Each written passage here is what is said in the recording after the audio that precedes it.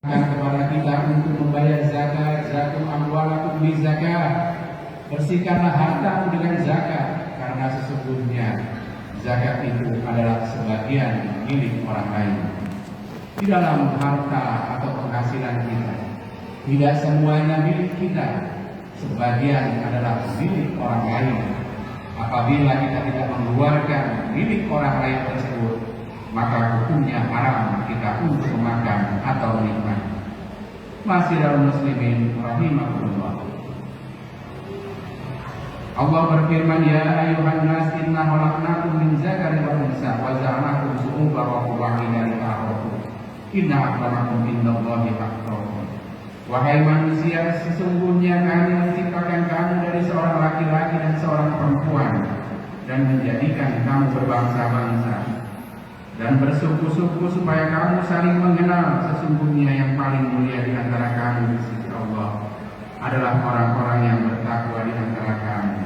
Sesungguhnya Allah Maha Mengetahui dan Maha Mengenal. Dalam sebuah hadis Rasulullah sallallahu alaihi wasallam, "Inna Allaha la yanzuru ila suwarikum wa amwalikum walakin yanzuru ila qulubikum wa a'malikum."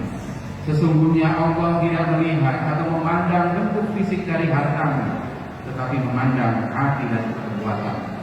Perintah untuk bermuamalah, perintah untuk beribadah kepada Allah Subhanahu wa taala sudah jelas diterangkan di dalam Al-Qur'an maupun di dalam hadis Rasulullah sallallahu alaihi wasallam. Janganlah kita berdusta kepada Allah dan Rasul kita dengan mengabaikan apa yang telah diperintahkan dan diterangkan di dalam Al-Quran serta diajarkan oleh baginda Rasulullah sallallahu alaihi wasallam. Masyiral muslimin rahimakumullah. Setelah menunaikan hak-hak kholik, yakni tidak mempersekutukannya dengan yang lain dan menunaikan ibadah makhluk atau ibadah formal yang telah disyariatkan, maka seorang muslim wajib menunaikan kewajibannya kepada sesama makhluk. Kewajiban kepada sesama makhluk terdiri dari kewajiban yang bersifat fardhu ain dan fardhu kifayah. Sebagaimana Rasulullah sallallahu alaihi wasallam bersabda, "Walladzi nafsi bi'aini la yu'minu ahadukum hatta yuhibbu li akhihi ma yuhibbu li nafsi." Demi Allah dan jiwaku berada di tangannya, belum beriman seseorang di antara kamu sampai ia mencintai saudaranya sesama muslim seperti ia mencintai dirinya. Hadis riwayat Muslim. Laisa minna man bata sabiqan wa zarahu zaliman wa huwa ya'lam, yang artinya tidak termasuk umat kami siapa yang tidur dalam keadaan karena kekenyangan sementara tetangganya tidak dapat tidur karena kelaparan sedangkan dia mengetahui. Hadis riwayat Bukhari. Masyiral muslimin rahimahumullah. Islam mengingatkan bahwa manusia adalah makhluk yang bertanggung jawab dalam masyarakat. Ikatan masyarakat adalah ikatan yang bersifat asasi di dalam kehidupan manusia. Masyarakat bukan sekedar kerumunan manusia yang tanpa ikatan apapun atau tanpa norma yang standar.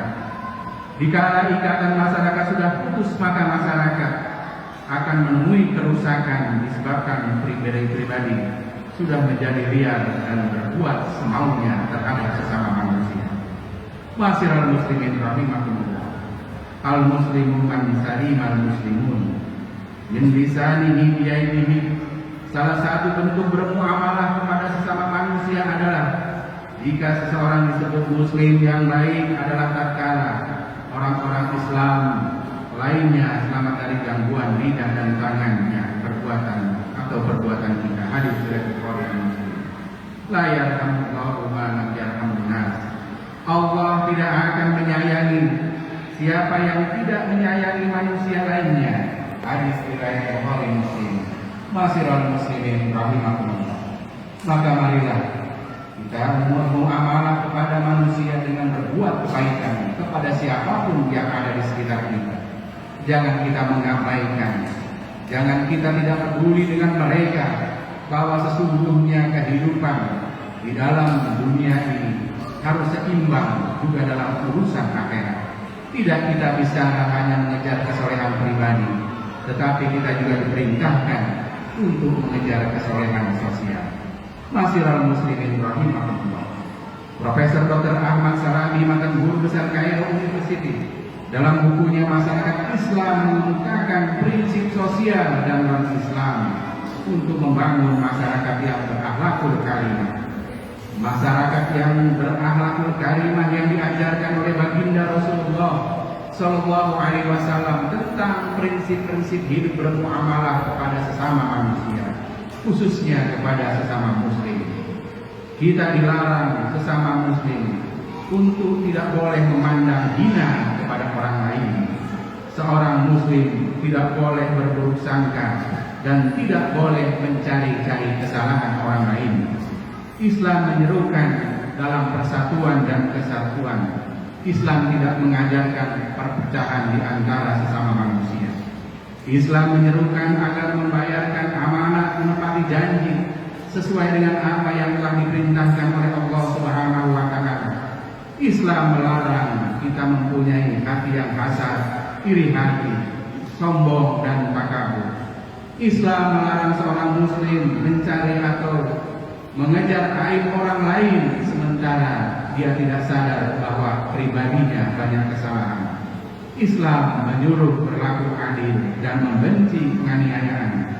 Islam membenci penyuapan. Islam membenci kesaksian palsu. Islam memperteguh tali silaturahmi antara yang kaya dan miskin, antara yang lemah dan yang kuat. Islam menyerukan kepada untuk selalu mengejar ilmu pengetahuan.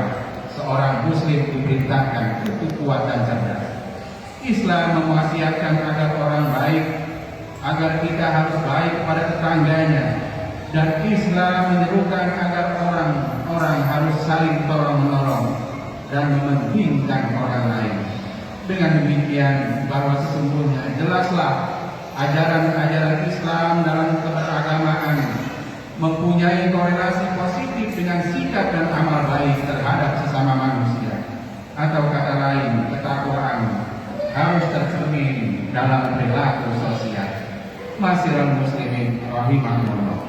Marilah pada kesempatan ini kita jadikan momen pertemuan kita pada hari Jumat ini bukan hanya kita untuk mengejar kesolehan pribadi, tetapi kesolehan sosial juga harus kita kerjakan selama kita hidup di dunia ini, agar apa yang kita cita-citakan menuju bahagia di dunia maupun bahagia di akhirat akan tercapai sesuai dengan apa yang kita inginkan.